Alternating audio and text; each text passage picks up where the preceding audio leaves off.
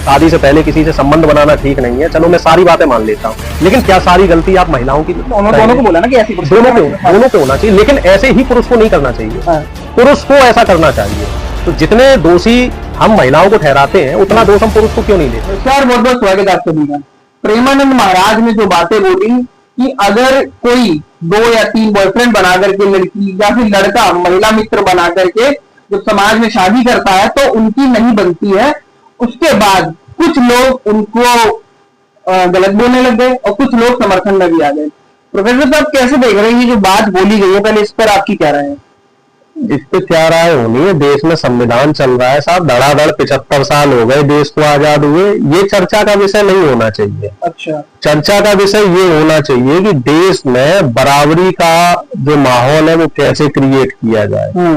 देश का कोई भी नागरिक हो, चाहे वो किसी भी लिंग का हो, पुरुष हो, महिला हो, आदिवासी हो, दलित हो, सबको बराबरी का अधिकार क्यों दिया जाए?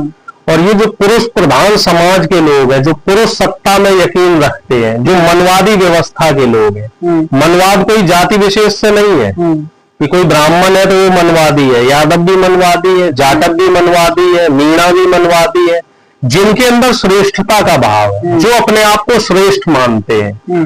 और ये जो पुरुष प्रधान सत्ता है और जो मनवादी व्यवस्था है, इसी व्यवस्था को तोड़ने के लिए, खत्म करने के लिए देश में संविधान को लागू किया गया। प्रेमानंद महाराज का पूरा सम्मान है। महाराज ये तो कह रहे हैं कि महिला जो लिविंग रिलेशन में रहती है तो उसका चरित्र ठीक नहीं है, शादी से पहले किसी से संबंध बनाना ठीक नहीं है, चलो मैं सारी बातें मान लेता हूँ, लेकिन क्या सारी गलती आप महिलाओं की? दोनों को बोला ना कि ऐसी दोनों पे होना चाहिए, लेकिन ऐसे ही पुरुष को नहीं करना चाहिए।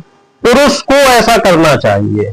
तो जितने दोषी हम महिलाओं को ठहराते हैं, उतना दोष हम पुरुष को क्यों नहीं देते? अगर हम अपने घर की बात करें, हम अपने घर में अपनी बेटियों को, अपनी बहनों को तो ये समझाते हैं कि बाहर जरा ढंग से जाओ, ढंग के कपड़े पहनो, लेकिन हम अपने बेटे या भाई को क्यों नहीं समझाते?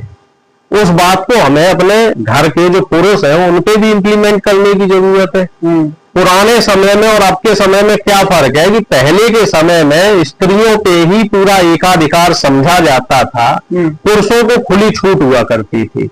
एक राजा या एक कोई धनी व्यक्ति 5-5 रानियां रख सकता था, 10-10 रानियां रख सकता था, या फिर मान लो कोई पति है तो वो अपनी पत्नी के साथ दुर्व्यवहार करे, थप्पड़ मारे, कुछ करे, उसके साथ घरेलू हिंसा करे, उसके साथ जबरदस्ती करे, और बहुत सारी चीजें हैं जिनको मैं नहीं कह सकता हूँ। लेकिन उसमें उस लड़की के घर वाले भी क्या कहते थे?